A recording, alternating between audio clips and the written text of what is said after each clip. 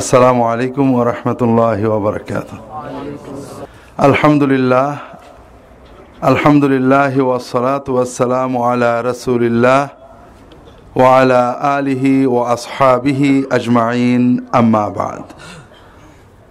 আলহামদুলিল্লাহ, আপনারা মাগরিব থেকে পর্যন্ত মাশাআল্লাহ বেশ কিছু দিনই আলোচনা আপনারা করেছেন, শুনেছেন। আমরা দোয়া করি আল্লাহ তাআলা কবুল করে নিন, আমিন।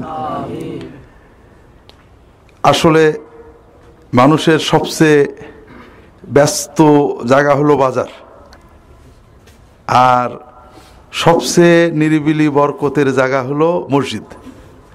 হাদিস শরীফে আসছে আল্লাহর কাছে সবচেয়ে কঠিন বা খারাপ জায়গা হলো বাজার, কারণ বাজারের মানুষ ঢুকলেই স্বার্থ চিন্তা এসে যায়, কিভাবে আরেকজনের থেকে একটু ফাঁকি দিয়ে পয়সা নেওয়া যায়।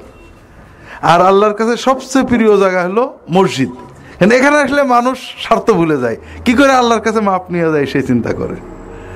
আর আমাদের এই মসজিদটা হয়ে গেছে বাজারের সাথের মসজিদ। এখন বাজারের ভিতরে গেলেই মনে নানান চিন্তা, তখন আর মসজিদে আসতে মন চায় না, আবার মসজিদে আসলে মনে হয় আর বাজারে যাব না। তো এর ভিতরে যে আল্লাহ তাআলা আমাদের মসজিদ পর্যন্ত নিয়ে আসলেন, এজন্য আল্লাহ তাআলার দরবারে শুকরিয়া জানাই, আলহামদুলিল্লাহ। কারণ বাজারের ভিতরে টার্মিনাল বেশি ব্যস্ত থাকে, মানুষ দ্রুত আসে, দ্রুত যায়, দ্রুত টিকিট কেনে, এই ব্যস্ত। আমরা সবাই ব্যস্ত। ব্যস্ততা কেমন মনে হয় যে আমি যদি একদিন না থাকি চলবে না, আর এরকমই তো মনে হয়। প্রত্যেকেই মনে করে যে আমি যদি একদিন না থাকি আমার পরিবার চলবে না। তো সত্যি কি তাই? না। আপনারা সবাই চেনেন আমাদের মৌলানা ইদ্রিস রাহিমাহুল্লাহ, বড় ভালো মানুষ ছিলেন, আমার বন্ধু মানুষ ছিলেন, ছোট ভাই। পাকশির মাদ্রাসা এক হাতে গত প্রায় 20 বছর চালাচ্ছেন, তারও বেশি। একদিনও উনি না থাকলে চলে না। পরিবার চালাইছেন একা, বউ বাচ্চারা জানেও না, বাজার ঘাট সব একা করেছেন। উনি চলে গেছেন, মাদ্রাসা চলছে না, পরিবার চলছে না, সবই চলছে। তো এই জন্য আমরা যখন বাজারে থাকি মনে হয় যে কত কাজ কত কাজ কত কাজ, কিন্তু আসলে তো যা আমরা কাজ করি অধিকাংশই আমাদের কাজে লাগে না।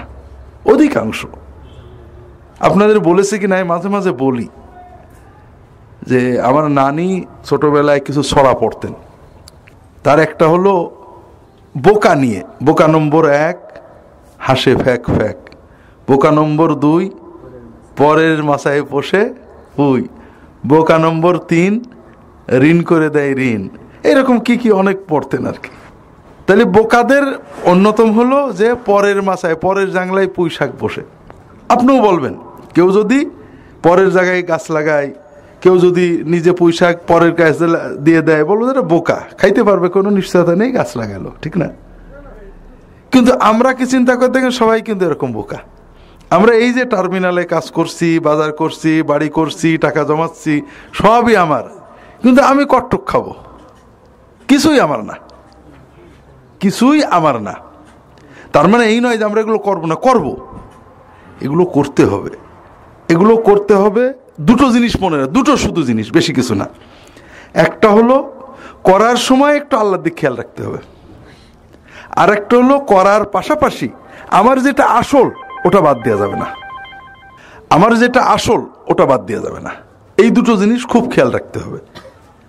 1 নম্বর হলো আমরা যা করব করার ভিতরে আল্লাহর কথাটা মনে রাখতে হবে। আর 2 নম্বর, আমরা দুনিয়ার যে কাজ করি পরের জাংলায় পুই ফুসি। পরের জাংলা না, মনে করেন আমার এখানে দুটো জিনিস আছে, একটা বাড়ি আছে আর মসজিদ মাদ্রাসা আছে। তো বাড়িটা আমার, মসজিদ মাদ্রাসা তো আমার নেই, ও জায়গা রেস্ট্রিক্ট দেওয়া হয়ে গেছে মানুষের। কোনোদিনই আমি বাল বাচ্চা নিয়ে উঠতে পারবো না, ঠিক না? তাহলে আমার কি আসলে কি বাড়ি আমার? আসলে কিন্তু বাড়ি আমার না, ওই বাড়িটাই পরের। এই মসজিদ মাদ্রাসা কিছুটা আমার হইতে পারে, কথা বোঝেননি? বাড়িটা আমি মরার পরে আমার বাচ্চারা লাশটাও থাকতে দেবে না, বের করে দেবে, কথা বুঝেছেন? আমার মরার পরে যদি কেউ কন্টিনিউ দোয়া করে, মনে রাখে, এই মাদ্রাসা ছেলে ফেলে রাখবে, বাড়ির লোকজন এত রাখবে না। কথা বোঝেননি? তো এই জন্য দুটো জিনিস খেয়াল রাখতে হবে। একটা হলো আমরা বাজারে যখন থাকবো, কর্মে যখন থাকবো, কর্মটার ভিতরে আল্লাহর কথা মনে রাখতে হবে। আপনি 8 ঘন্টা কাজে আছেন, আলহামদুলিল্লাহ, এটাও আপনার আখিরাতে কাজে লাগবে যদি আপনার মনের চেতনা ঠিক থাকে। রাসূলুল্লাহ সাল্লাল্লাহু আলাইহি ওয়াসাল্লাম বসে আছেন মসজিদে, একটা যুবক চলে যাচ্ছে মসজিদের পাশ দিয়ে হেঁটে। সাহাবীরা বলছেন যে এই ধরনের শক্তিশালী যুবক যদি আল্লাহর রাস্তায় থাকতো কত লাভ হতো। আল্লাহর রাস্তায় জিহাদে, আল্লাহর রাস্তায় দাওয়াতে, আল্লাহর রাস্তায় এলেমে। রাসূলুল্লাহ সাল্লাল্লাহু আলাইহি ওয়াসাল্লাম বললেন তোমাদের কথা ঠিক না, ও যে চলে গেল কর্মের জন্য গেল। ও যদি এই নিয়েতে যায় যে ও কাজ করে, কর্ম করে, পরিশ্রম করে ওর পিতামাতাকে খাওয়াবে, বৃদ্ধ পিতামাতাকে খাওয়াবে, তাহলে ও যে গেল, কর্ম করলো, ও কাজ করলো, বাজারে বসলো, খড়ি কাটলো, যাই করুক না কেন, ওর পুরো সময়টা আল্লাহর রাস্তায় থাকার সওয়াব সে পাবে। ওর বাবা মা নেই অথবা দরকার নেই, ওর বউ বাচ্চার জন্য যদি বেরোই থাকে, বউ বাচ্চাকে উপার্জন করে হালাল খাওয়াবে, এই নিয়েতে বেরোই থাকলে তাহলেও ও পুরো সময় আল্লাহর রাস্তায় থাকার সওয়াব পাবে।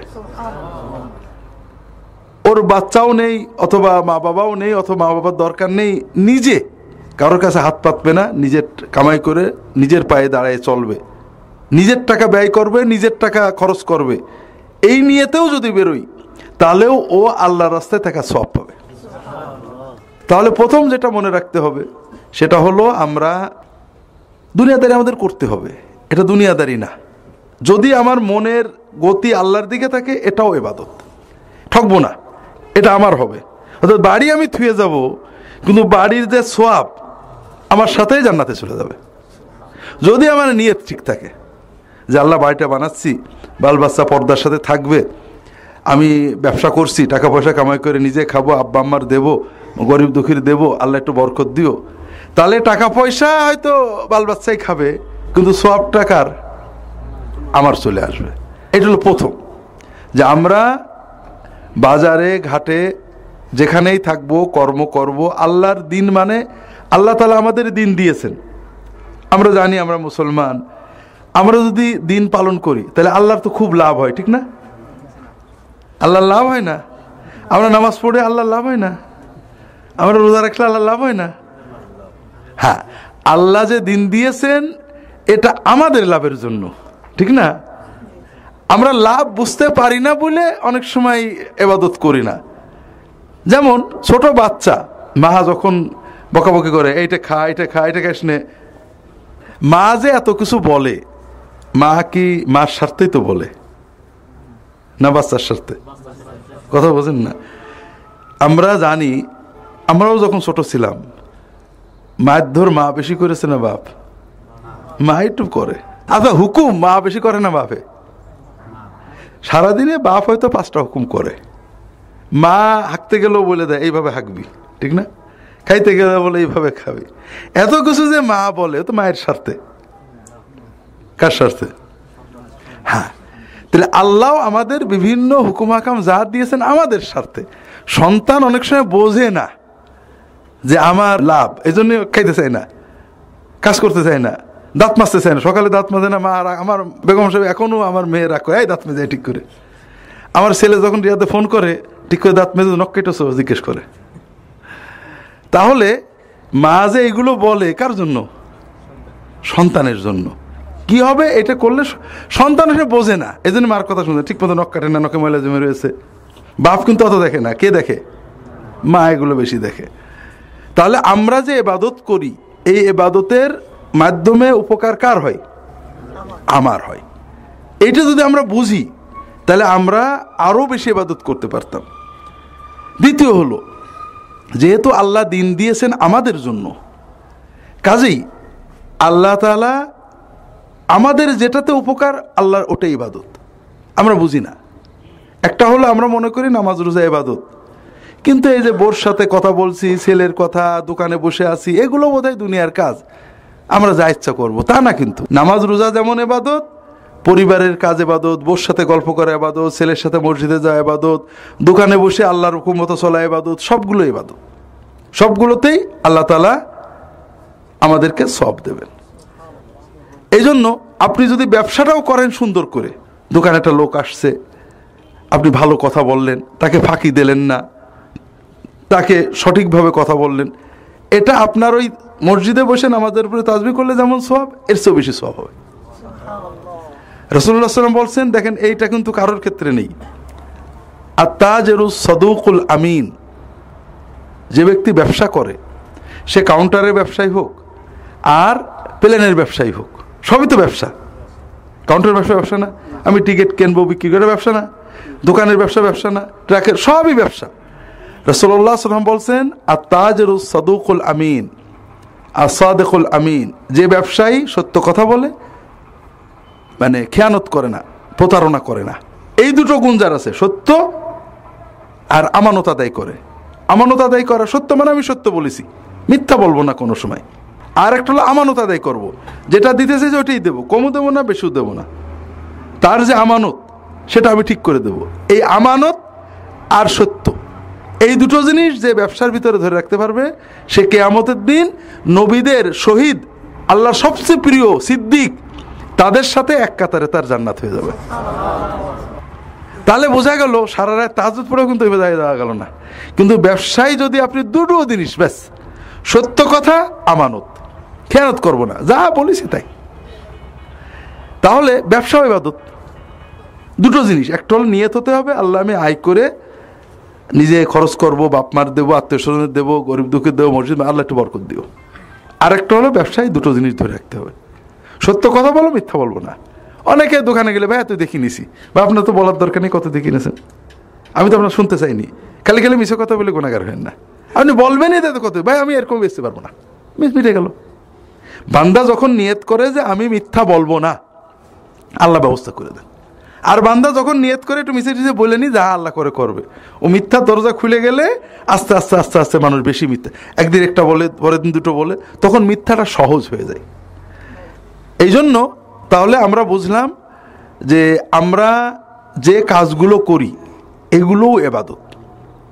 তবে পাশাপাশি এর ভিতরে কয়েকটা জিনিস মনে রাখতে হবে। একটা হলো মিথ্যা বাদ দিয়ে, সত্য দিয়ে এবং বিশ্বস্ততা দিয়ে যে ব্যবসা করবে তার মর্যাদা অনেক বেশি।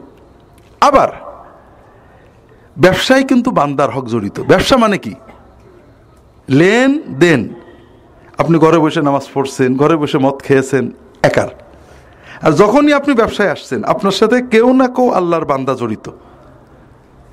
আপনি যদি সত্য বলেন, বিশ্বস্ততা রাখেন, আপনি অনেক উঁচু। ঠিক এর বিপরীত, যদি মিথ্যা বলেন, আপনি মদ খেয়েছেন, আল্লাহর সাথে বান্দার সম্পর্ক, আল্লাহ এটা সহজেই মাফ করবে। মদ খেয়েছে কেউ, তাড়ি খেয়েছে কেউ, অনেক গুনাহ করেছে, কিন্তু কোনো মানুষের হক নষ্ট করেনি, ওই গুনাহটা আল্লাহ কান্নাকাটা করলে মাফ করে দেবে। কিন্তু ব্যবসা মানেই আপনার সাথে একটা না একটা মানুষের লেনদেন। আর এই লেনদেনে যদি আমি দুটো কাজ করি, একটা হলো মিথ্যা আর একটা হলো খেয়ানত, যা বললাম সেটা দিলাম না, তাহলে এই গুনাহ অনেক বেশি নিচে নিয়ে যাবে। এই অনেক হাদিসে আসছে, কেউ যদি মিথ্যা কথা বলে, শপথ করে, অথবা কোনো প্রতারণা করে কাউকে ঠগিয়ে কিছু বেচে, কিয়ামতের দিন আল্লাহ তার দিকে তাকাবেন না। রাসূলুল্লাহ সাল্লাল্লাহু আলাইহি ওয়াসাল্লাম বাজারে যেতেন, এই আমরা মনে করি মসজিদেই আমাদের দিনদারি, না, রাসূলুল্লাহ বাজারে চলে যেতেন। একবার বাজারে যে দেখেন যে মানে আমরা যখন ছোলা বেশি, চাল বেশি, ধান বেশি, পাট বেশি, এরকম গাড়ি করে রাখা, রাসূলুল্লাহ হাত ঢুকিয়ে দিয়েছেন ভিতরে হাত দিয়ে দেখেন ভিজে, বাইরে শুকনো। কথা বোঝেননি? রাসূলুল্লাহ কি ব্যাপার, ভিজে কেন? ইয়া রাসূলুল্লাহ বৃষ্টি পড়ে ভিজে গেছিল। তো ভিজেটা ভিতরে কেন, বাইরে নেই কেন? মান গাশশানা ফালাইসা মিন্না, যে আমাদের কোনো ক্রেতাকে প্রতারণা করবে, খারাপ জিনিস ভালো বলে বেচবে, দোষ গোপন করে বেচবে, সে আমার উম্মত হতে পারবে না। তো কাজেই আমরা সবাই ব্যস্ত, বাজারে যারা আছেন, কাউন্টারে যারা আছেন, রাস্তায় সবাই ব্যস্ত। তারা মনে করছেন এ হুজুররা মসজিদে কি করছে, কথা বলছেন না? কিন্তু আসল বোকা কারা? যারা মসজিদে বসলো না, যারা বাজারে বসে থাকলো। আসল বোকা, কারণ তাদের এই কাজটা তাদের কাজে লাগছে না। আপনি যখন 1 ঘন্টা কথা শুনে যাবেন, দেখবেন মনের ভিতর থেকে ইঁদুর চলে গেছে, মনটা শান্ত লাগছে। আল্লাহর কালাম, আমার জন্য না, আল্লাহর কালাম শুনলে মনে শান্তি আসে, মনটা ফ্রেশ লাগে। ওই দোকানে যে খুব টেনশন ছিল, এই 1 ঘন্টা একজন দিনই কথা শুনলে দেখবেন টেনশনটা কেটে যায়। এটা নগদ লাভ, নগদ লাভ না? আপনার দেখবেন আপনি যত কষ্ট করছিলেন, আইসে আজান হলে নামাজে চলে আসবেন, মসজিদে 2 রাকাত 4 রাকাত সুন্নত পড়বেন, বসে একটু তাসবিহ তাহলিল করবেন, দোয়া করবেন আল্লাহর কাছে, যা চাইবেন। এরপরে নামাজ পড়ে চলে যাবেন, দেখবেন ওইখানে থাকতে মনের ভিতরে যে টেনশন ছিল, অস্থিরতা ছিল, অনেক রকমের অস্থির, এটা কেটে গেছে, আবার মনটা একটু ভালো লাগছে। এটা আল্লাহ জিকিরে আসে। আরেকটা জিনিস আপনাদের বলি, ভুলে যাব এই জন্য, আল্লাহ রসুল সাল্লাল্লাহু আলাইহি ওয়াসাল্লাম বলছেন, আদ-দুআউ বাইনাল আযানি ওয়াল ইকামাতি লা ইউরাদ্দু। আজান এবং একামতের মাঝখানের যে সময়, এই সময়ে যদি কেউ আল্লাহর কাছে দোয়া করে, আল্লাহ ওই দোয়া মিস করে না। তাহলে আজান হয়ে গেল, আপনি মসজিদে একটু তাড়াতাড়ি চলে আসলেন, এসে সুন্নতটা পড়লেন, বসে লেগে যাবেন আল্লাহর কাছে, আল্লাহ আমার এই চাই, মন দিয়ে চাবেন। একামত দেয়া পর্যন্ত চাইতে থাকবেন, এদিক ওদিক তাকাবেন না, সময়টা কাজে লাগাবেন। তাহলে 1 নম্বর হবে, আপনি যেটা চাচ্ছেন অবশ্যই ইনশাআল্লাহ আল্লাহ তাআলা দিয়ে দেবেন। আল্লাহ অনেক সময় ওটার বদলে অন্য জিনিস দেন, যেটা আপনার বেশি উপকার, আমরা বুঝি না। এই গত সপ্তাহে চাঁদপুরে গেলাম, কুমিল্লার চাঁদপুর। তো চাঁদপুরে গাড়িতে যাব, অনেক কষ্ট, লঞ্চে গেলাম।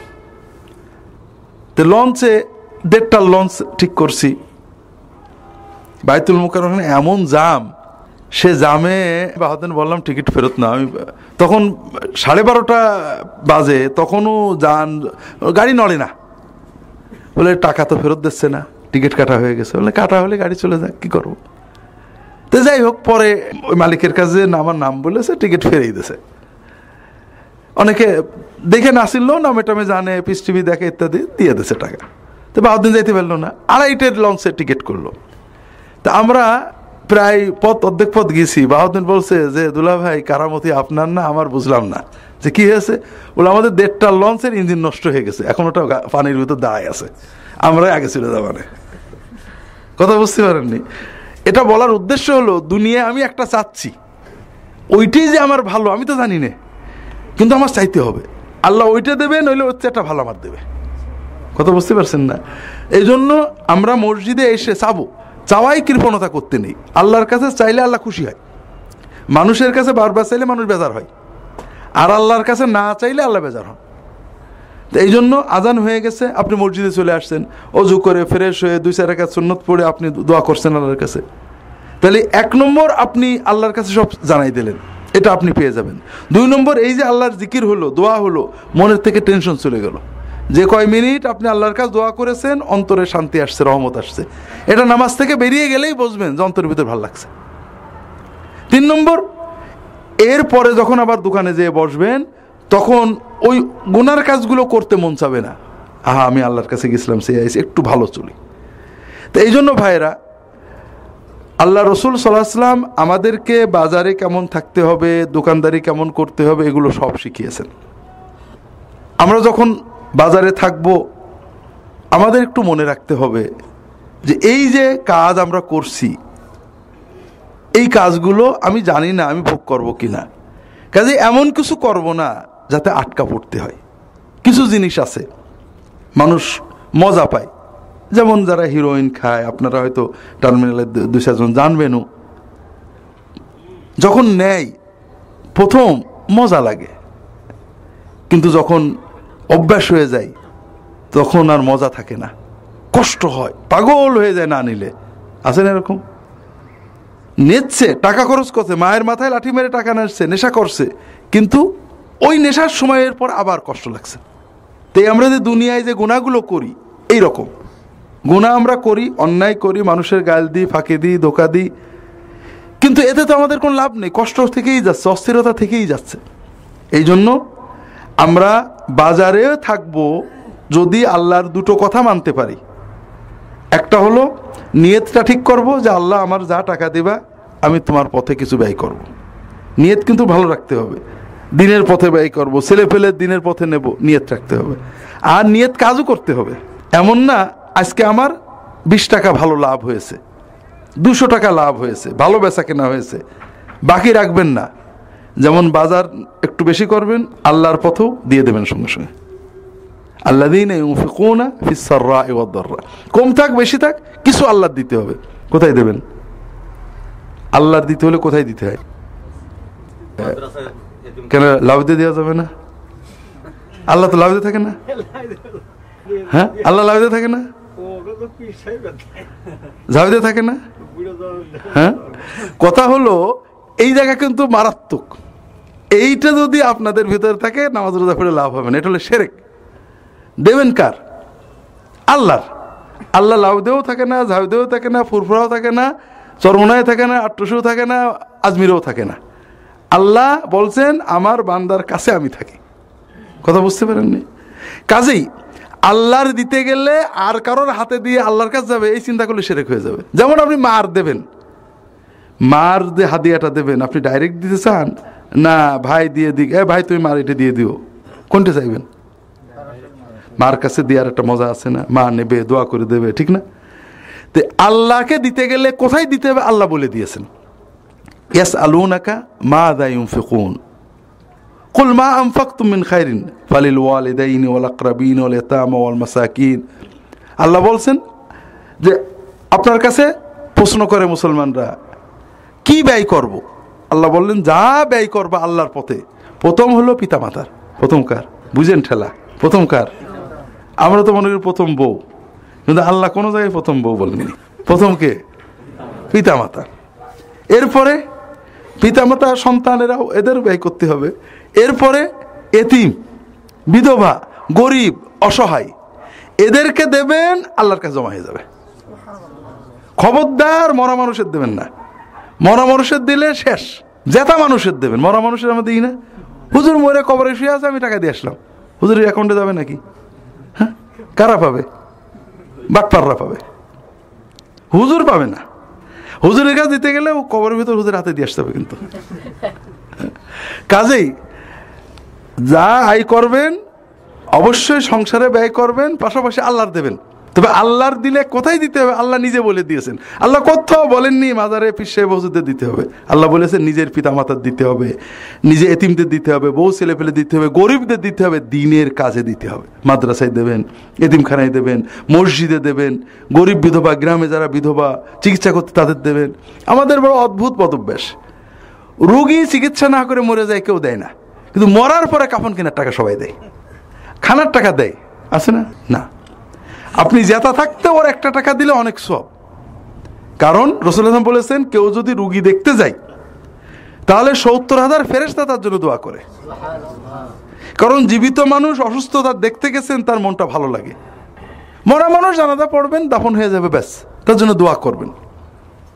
এই জন্য একটু ভালো আয় হয়েছে, আল্লাহ এই মাসে আমি ইনশাল্লাহ আমার মার এটে দেবো, ভাইয়ের এটে দেবো, ভাবির এটে দেবো, বোনের এটে দেবো, আকরাবিন অর্থাৎ যারা রক্ত সম্পর্কের আত্মীয় তাদের দিতে হবে।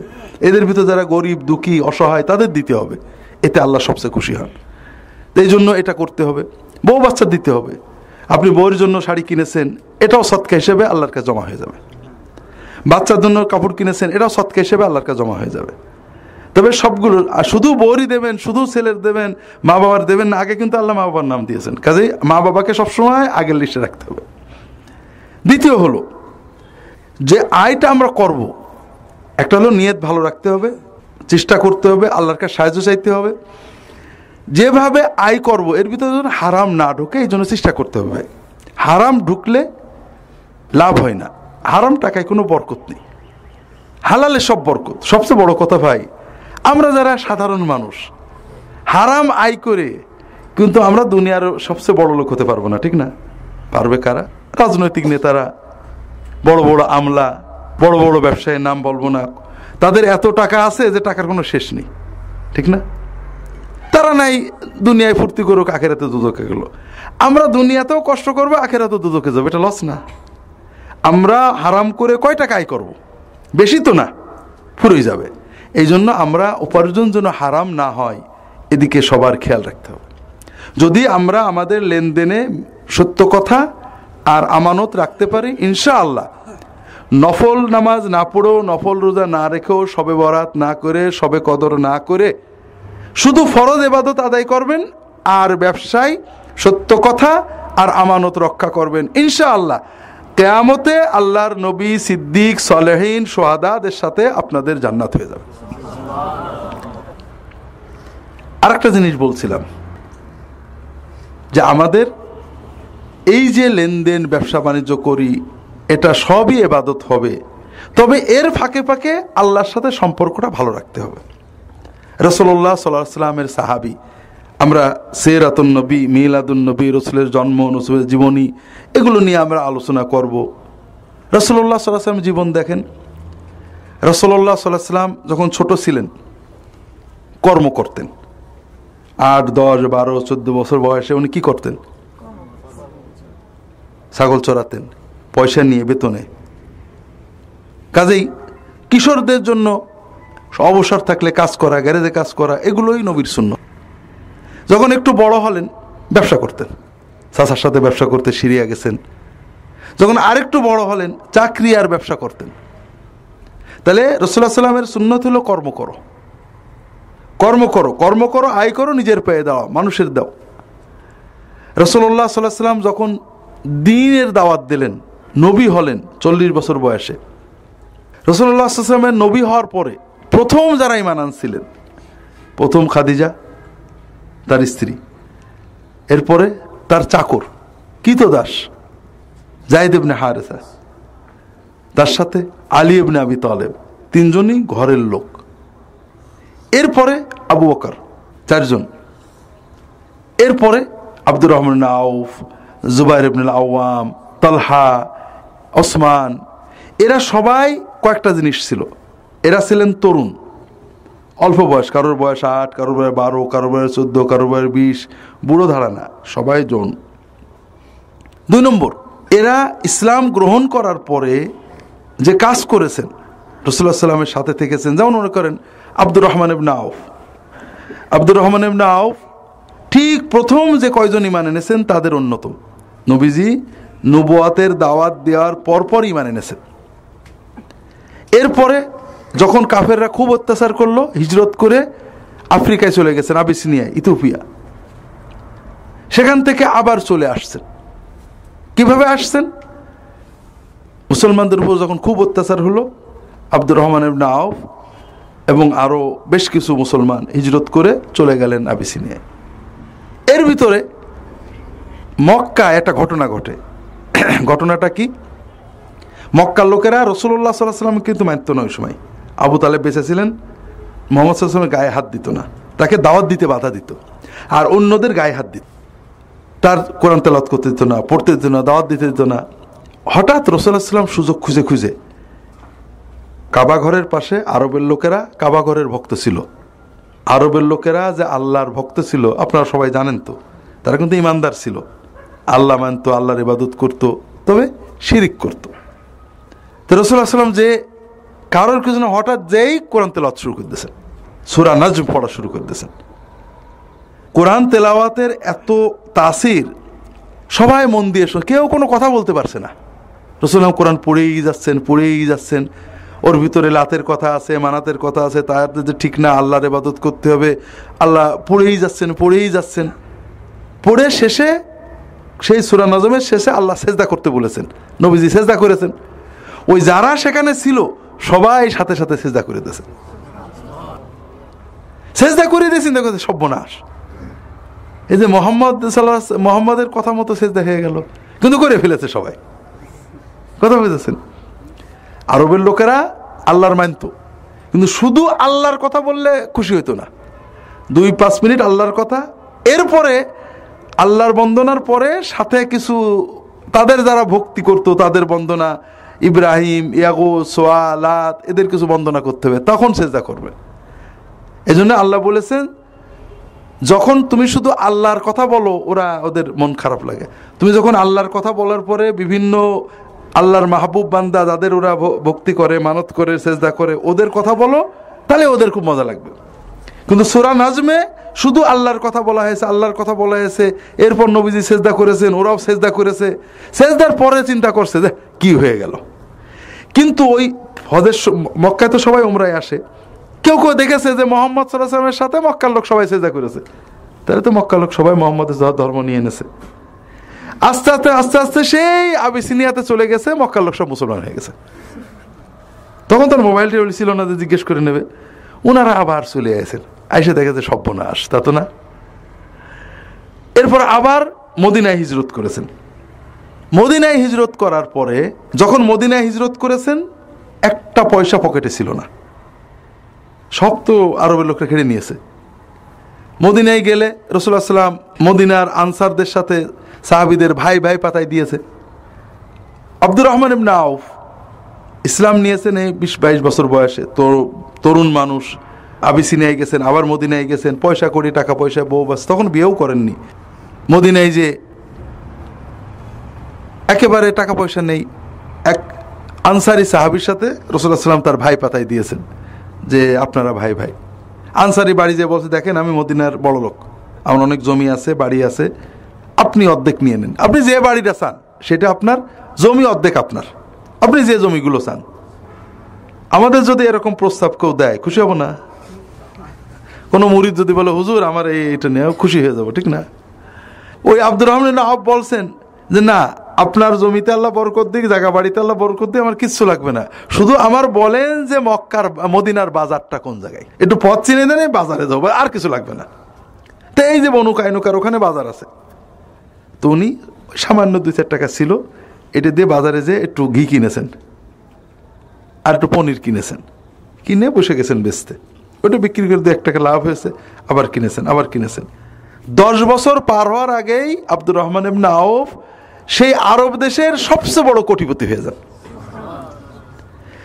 একবারে রাসূলুল্লাহ সাল্লামের যখন বিভিন্ন বিপদ আপদ আসতো মুসলমানদের, একবারে লক্ষ লক্ষ টাকা ইসলামের জন্য দান করেছেন। কিন্তু এই ব্যবসার কারণে তার এলেম কমিনি। ওমরের জামানায় উনি মদিনার সবচেয়ে বড় মুফতি ছিলেন। ব্যবসার কারণে কোনোদিন নবীজির কাছে এসে মসলা শোনা, হাদিস শোনা কম করেননি। আবার ব্যবসার কারণে জিহাদে যাওয়া বন্ধ করেননি। রাসূলুল্লাহ সাল্লাল্লাহু আলাইহি ওয়াসাল্লাম যত জিহাদে গেছেন উনি গেছেন, কথা বোঝেননি? এর নাম হলো ইসলাম। আপনি ব্যবসা করবেন টনটনে, মসজিদে যাবেন টনটনে, কোরআন শরীফ শিখতে বসবেন টনটনে, কোনোটা বাদ যাবে না, আল্লাহ তো আমাদের দিয়েছে, কথা বোঝেন না? তাহলে ব্যবসা, কোরআনের দ্বারা ব্যবসায় বরকত হবে, ব্যবসার দ্বারা কোরআন পড়ায় বরকত আসবে, সবগুলো মিলে আমরা সত্যিকারের মুসলমান হতে পারবো। আল্লাহ তাআলা আমাদের তৌফিক দান করুন, আমিন। কাজেই আপনারা এখানে মসজিদ হয়েছে, অনেকেই দূরে যেতে পারেন না, অবশ্যই 5 ওয়াক্ত নামাজ, বিশেষ করে যে কয় ওয়াক্ত এখানে থাকেন, জামাতে আদায় করবেন। জামাতে নামাজটা আদায় করবেন। আজান হলে মসজিদে চলে আসবেন। রাসূলুল্লাহ সাল্লাল্লাহু আলাইহি ওয়াসাল্লাম যদি কেউ জামাতে নামাজ না পড়তো তাকে মুনাফিক বলতেন। কাজে অবশ্যই জামাতে নামাজগুলো পড়বেন। আজান হলে মসজিদে এসে যতটুকু সময় পান আজান এবং ইকামতের মাঝে আল্লাহর কাছে দোয়া করবেন। এই দোয়াটা ছাড়বেন না। আর ব্যবসা বাণিজ্যের বরকতের দোয়া আছে, এগুলো ইমামদের থেকে শিখে নেবেন। নিজের বাল বাচ্চার দিকে খেয়াল রাখবেন। সবচেয়ে বড় দুর্ভাগ্য, আপনাদেরও অনেকের এরকম আছে, ক্যাডেট কলেজের থেকে একটা মেয়ে আসছে, 10-12 বছর আগের কথা, স্যার আমার ভাইটা নষ্ট হয়ে যাচ্ছে, ও নেশা করছে, খারাপ বন্ধুদের সাথে মেশছে, আমার খুব কষ্ট হচ্ছে, কি করলে আমার ভাইকে বাঁচানো যায়? তাহলে কেন তোমার আব্বা আম্মা আছে না? বলে আছে। আব্বা কি করে? ক্যাডেট কলেজে চাকরি করে এবং একটা ব্যবসা করে, খুব ব্যস্ত। তোমরা কয় ভাই বোন? 1 ভাই 1 বোন। খেয়াল করেন, 2টো বাচ্চা, একটা ভালো চাকরি করে, আবারও ব্যবসা করে, কিন্তু ছেলেটা নষ্ট হচ্ছে, খোঁজ নেই। আর মেয়েটারও কথাবার্তা থেকে বুঝলাম যে বাপ মা সময় দেয় না, অনেক প্রশ্ন, অস্থির। তার মানে মাও ব্যস্ত, বাপও ব্যস্ত। ব্যস্ত, টাকা পয়সা কামাই করছে কার জন্য? ছেলে মেয়ের জন্য। কিন্তু ছেলে মেয়ের পেছনে সময় দিচ্ছে না। ছেলে হিরোইন খাচ্ছে, খারাপ ছেলেদের সাথে মেশছে, টাকা পয়সা রেখে গেলে এগুলো কি কাজে লাগবে? কাজেই আমার অনুরোধ হলো, সবচেয়ে বড় বিজনেস হলো আওলাদ। সবচেয়ে বড় বিজনেস কি? আওলাদ। কাজেই সন্তানের দিকে খেয়াল রাখতে হবে। যত বিজনেসই করেন, কোনো বিজনেস এত বেশি কাজে লাগবে না। সবচেয়ে বড় বিজনেস সন্তান। তাদেরকে সাথে সময় দিতে হবে। অন্তত দিনের ভিতরে 2 বার, 1 বার, 3 বার একসাথে খাবেন। 2-4 ওয়াক্ত নামাজ তাদের নিয়ে একসাথে পড়বেন। কিছু না পারেন বাড়িতে বলে রাখবেন যে আমি ঘরে এসে তোমাদের সাথে মিলে আমি 4 রাকাত তাহাজ্জুদের নামাজ পড়ব। অন্য কিছু না পারেন, অন্তত তারা আপনার সাথে 2-4 রাকাত নামাজটা অভ্যস্ত হবে। তো এইভাবে তাদেরকে, এইটা হলো বড় বিজনেস, এটা ভুলে যাবেন না। যাদের সুযোগ আছে, যারা আমাদের বয়স হয়ে গেছে, ছেলেবেলে বড় হয়ে গেছে, কিছু করার নেই, নাতি আছে, সময় দেবেন। এটা হলো বড় বিজনেস। তৃতীয় হলো আল্লাহ রসুল সাল্লাল্লাহু আলাইহি ওয়াসাল্লাম বলছেন, মান আরাদা আইয়ুনসা ফি আজালিহি ওয়া ইউবারাকা লাহু ফি রিজকিহি ফালিয়াসিল রাহিমাহু। যদি কেউ চায় যে আল্লাহ তার রিজিকে বরকত দিক এবং তার আয়ুতে বরকত দিক, রিজিক এবং আয়ুতে বরকত হবে কিসে? ফুরফুরা হুজুরের মুরিদ হলে নাকি? হ্যাঁ, সব আমাদের বানোয়াট কথা। হাদিসেও নেই, কোরআনে। আমরা বানাই বানাই আপনাদের গল্প বলি যে অমুক ফুরফুরা হুজুর মুরিদ হয়েছিল, ফুরফুরা হুজুর বদনা মেরে ফেলছিল। কোরআন শরীফে নেই, হাদিসেও নেই, আমাদের বানোয়াট কথা। আল্লাহ রসুল সাল্লাল্লাহু আলাইহি ওয়াসাল্লাম বলছেন, পীর সাহেবের কাছে যেতে হয়, মুরিদ হতে হয় বড়লোক হওয়ার জন্য না, দিন শেখার জন্য। হুজুর আমার ওজিফা শিখিয়ে দেন, আমি আমল করব। এটা ঠিক আছে। বড়লোক হওয়ার জন্য, বরকতের জন্য নবীজি বলে দিলেন কি করতে হবে? তোমার আব্বা আম্মা এবং আব্বা আম্মার মাধ্যমে যে রক্তের আত্মীয়, চাচা, খালা, ভাই, বোন, এই রক্তের আত্মীয়দের তুমি সম্পর্ক ঠিক রাখবে।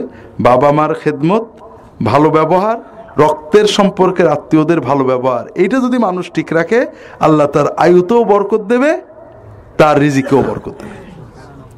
কাজেই এটা বলার উদ্দেশ্য হলো, সন্তানদের পরে যেমন হক আছে, পিতামাতার পরে হক আছে। বরকতের উৎস তারা, এদিকে খেয়াল রাখতে হবে সবাইকে। সন্তানদের, পিতামাতার, আত্মীয় স্বজন, এগুলো যদি আমরা সম্পর্ক ভালো রাখি, ইনশাআল্লাহ আল্লাহ দুনিয়াতে বরকত দেবেন। আল্লাহ তাআলা সবাইকে তৌফিক দান করুন, আমিন।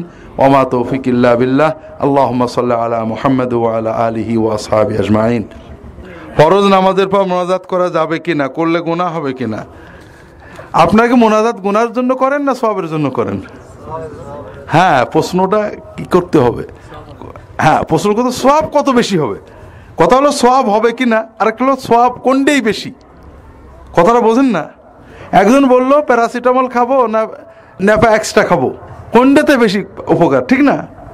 তা আমাদের সবসময় দেখতে হবে কোনটাতে বেশি লাভ, নাকি? বিশেষ করে দিনের ব্যাপারে, কারণ আমরা সারাদিন বিজনেস করি দুনিয়ার, আর দিনের বিজনেস করি অল্প সময়। এখানে সবসময় অল্প পুঁজি বেশি লাভ, এদিকে খেয়াল রাখতে হবে। অল্প পুঁজি বেশি লাভ হলো নবীর তরিকা। কার তরিকা? নবীর তরিকা।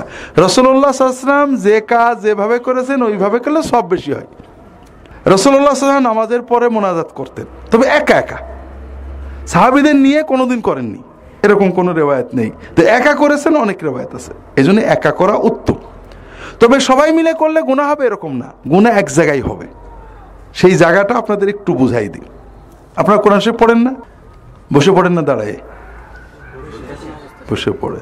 তো তাহলে ঠিক আছে, আমি দলিল দিয়ে প্রমাণ করব যে বসে কোরআন শরীফ যে পড়ে সে বেয়াদব।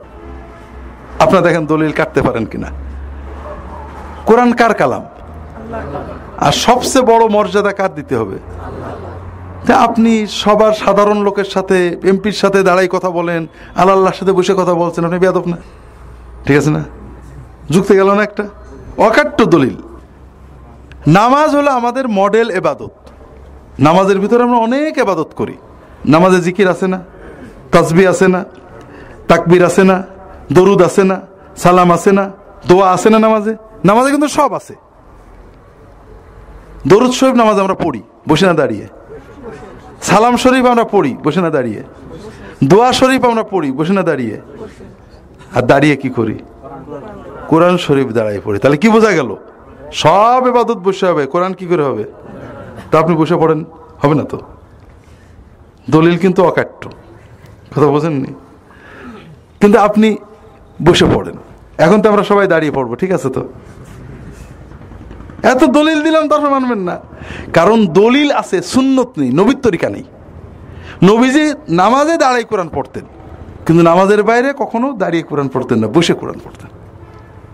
এর নাম হলো নবীর তরিকা। কথা বোঝেননি? এখন একজন লোক পা ব্যথা হয়ে গেছে, বসে পড়ছিল, দাঁড়িয়ে পড়ছে, গুনাহ হবে? দাঁড়িয়ে কোরআন পড়া নাজায়েজ নাকি? নাজায়েজ না। কিন্তু একজন লোক বসেছিল, গল্প গুজব করছে, হঠাৎ কোরআন সে পড়ার শখ হলো, তাড়াতাড়ি কোরআন নিয়ে দাঁড়িয়ে পড়তে শুরু করলো, এটা কি হবে?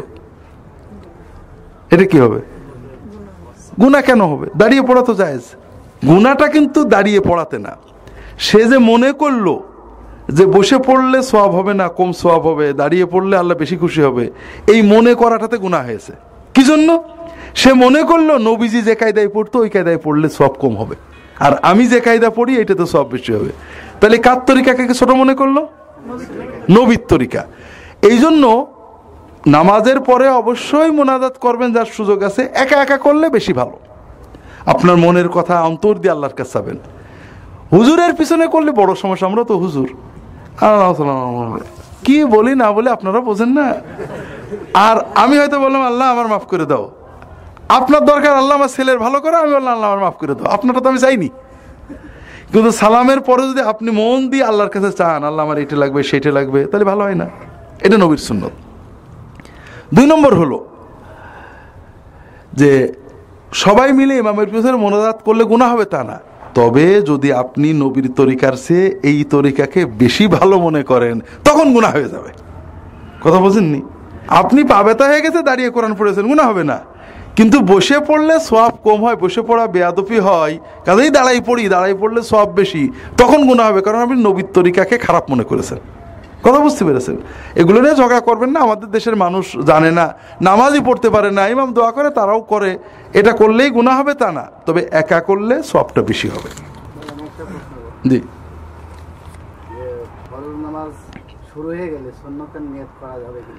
উত্তম হলো সুন্নত পরে পড়া। আলেমরা কেউ কেউ জায়েজ বলেছেন, আর রাসূলুল্লাহ সাল্লাল্লাহু আলাইহি ওয়াসাল্লাম অনেকগুলো সহিহ হাদিস আছে। একটি ফজরের নামাজের ক্ষেত্রে, ফজরের নামাজে একজন একামতের পরে নিয়ত করেছে, রাসূলুল্লাহ সাল্লাল্লাহু আলাইহি ওয়াসাল্লাম জামা ধরে টান দিয়েছেন, উনি যাচ্ছিলেন ইমামতির সামনে, আর একজন এরকম রাসূলুল্লাহ সাল্লাল্লাহু আলাইহি ওয়াসাল্লাম দেখেছেন নিয়ত করেছে জামাত একামতের পরে, নামাজের পরে বলছেন তুমি কোন 2 রাকাত ধরলে, আমাদের সাথে যে 2 রাকাত পড়লে না তুমি একা যে 2 রাকাত পড়লে? এক মসজিদে 2 রকম নামাজ কেন? এই জন্য মসজিদের ভিতরে একামত হওয়ার পরে নিয়ত না করাটাই উত্তম। আপনি বাড়িতে পড়ে গেছেন, রাস্তায় পড়েছেন, সমস্যা নেই। আপনি একামত হয়ে গেছে, মসজিদে গেছেন, আপনি ফরজ পড়ে নেন, এরপরে সুন্নত পড়বেন, সমস্যা তো নেই। পরেও পড়া যাবে, বেলা ওঠার পরেও পড়া যাবে, এটাও একটা হাদিস, আবার পরে পড়াও হাদিসে আসছে, দুটোই মানে সমস্যা নেই। এই জন্য যদি একামত হয়ে যায় তাহলে পরে পড়াটাই সবচেয়ে নিরাপদ।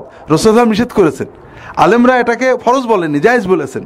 নিরাপদ হলো আপনি যদি মসজিদে ঢুকে পড়েন, একামত হয়ে গেছে, বাড়িতে আসেন, একামতে এসে পড়তে পারেন, একই মসজিদে 2 নামাজ হচ্ছে না। তাহলে এখন ইনশাআল্লাহ মুখতাসার দোয়া হবে, আল্লাহুম্মা সাল্লি আলা মুহাম্মাদিন নবিয়্যিল উম্মি ওয়া আলা আলিহি ওয়া সাহবিহি আজমাইন।